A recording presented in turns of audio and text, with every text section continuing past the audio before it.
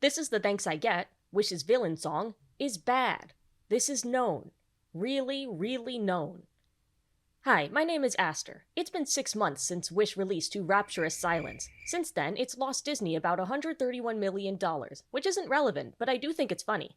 The movie failed to positively resonate with the vast majority of people. In spite of this, many have been inspired by Wish's soundtrack. Sometimes, when a person sees a piece of art completely fail its mission, they get the uncontrollable urge to see if they can do better. This is what led composer, lyricist, and content creator Grant Steller to take on the challenge of trying to fix Disney's worst villain song. In the spirit of Wish being Disney's 100th anniversary film, Grant chose to emulate the styles of some of Disney's greatest villain songs. He starts with the jazzy, charming tones of Friends on the Other Side. Unlike Friends, which uses a more spaced-out instrumentation, Grant's Thanks decides to combine a march-type rhythm with the sound of New Orleans.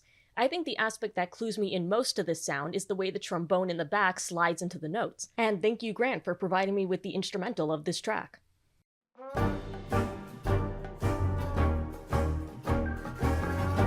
This is a detail that's really helpful in marking the start of each bar because you can hear it over the other repeating instruments, and when the strings and woodwinds take center stage, it blends nicely.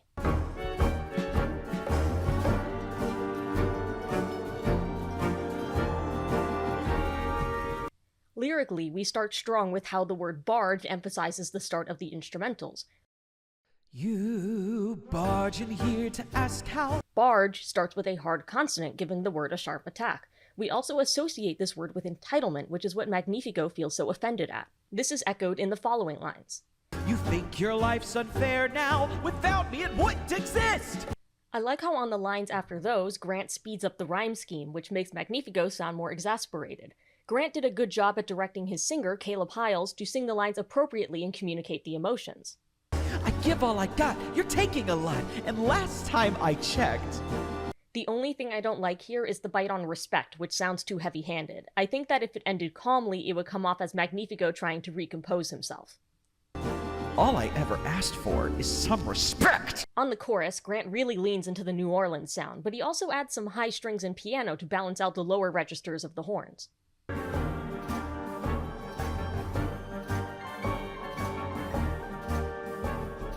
Lyrically, he repeats the got lot on the chorus though, which is redundant to the line in the verse, both in terms of rhyme and content. Oh, I give all I got to you ungrateful lot! Magnifico is repeating that he feels his people are ungrateful for all he's given them. That being said, the alliteration of I give all I got is a nice use of word rhythm, and the hits on the horn on the following beat feel earned because of it. Next, Grant emulates the style of Poor Unfortunate Souls. This comes complete with the famous tuba in the background, reflecting the growing menace of Ursula approaching you.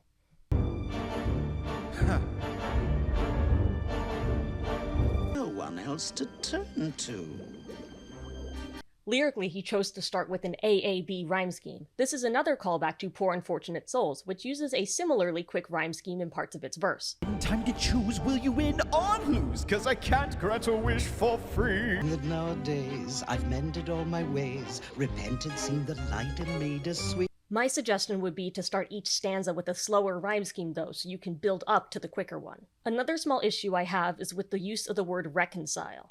Reconcile, pay your dues, walk a mile in my shoes! To reconcile means to come to terms with something. It's not a word you'd shout as a command, it doesn't have that bite to it in sound or definition.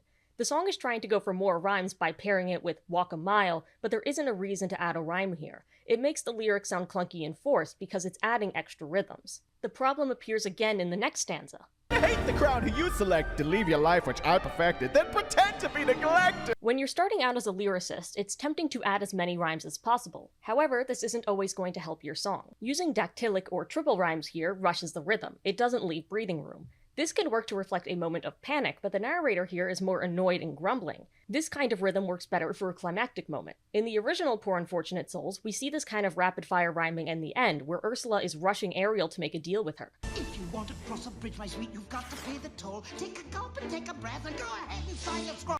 Rhyme schemes can help tell a story, and it's important to remember that. After the chorus, which is very similar to the first, we transition to an homage to Be Prepared.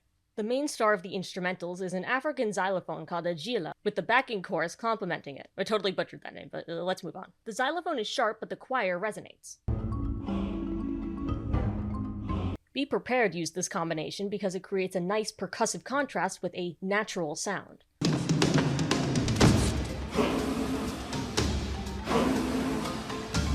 For the lyrics, Grant really tried to make that infamous "I don't even charge you rent" line work.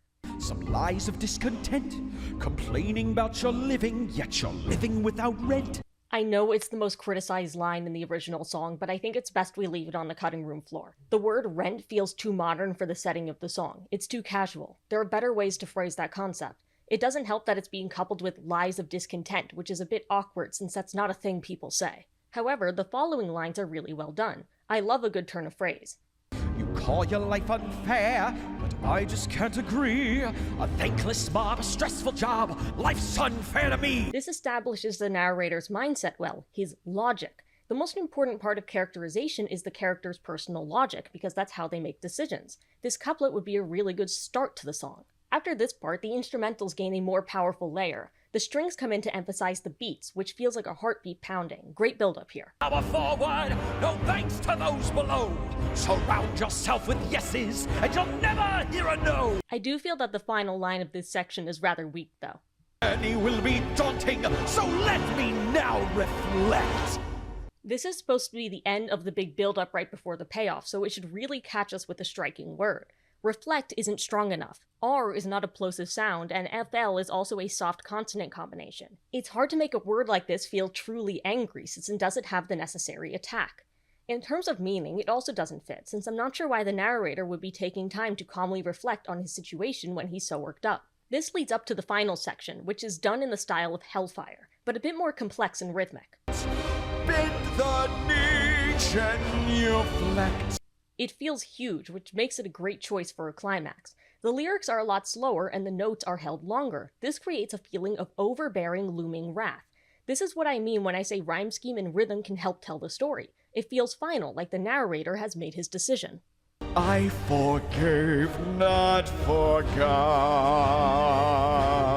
The lyrics themselves have more commands in them. Bend the knee, genuflect, hear your king, pay your debt. The narrator has decided on what he wants, and he's now imposing that on the subject of his frustration. Hear your king, pay your debt. This uses an AAB rhyme scheme like the beginning, which is a neat callback, but it's the B parts I have issues with. What I am, you are not. What I am, you are not doesn't feel particularly relevant to the other lines, and I forgave, not forgot isn't correct. It's neat that Grant used such a strong alliteration, but the whole idea of this song is that the narrator is not forgiving his people for being ungrateful to him. I think this was a turn of the phrase forgive and forget that didn't land as intended. This leads up to the ending line of "This is the thanks I got." I'll let the rhyme of forgot and got slide because I do like how this ends on a twist of the refrain. The singer belts out a huge note, just like in Hellfire, to close the song. I wonder if a sharper ending would have worked better, especially since the word got has a bite to it.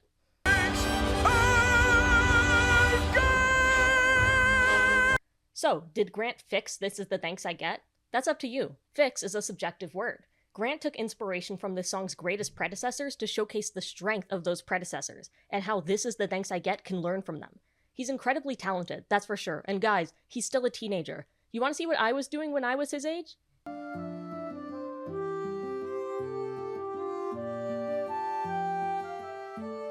Yeah, give him a follow, he's done and is going to do great things.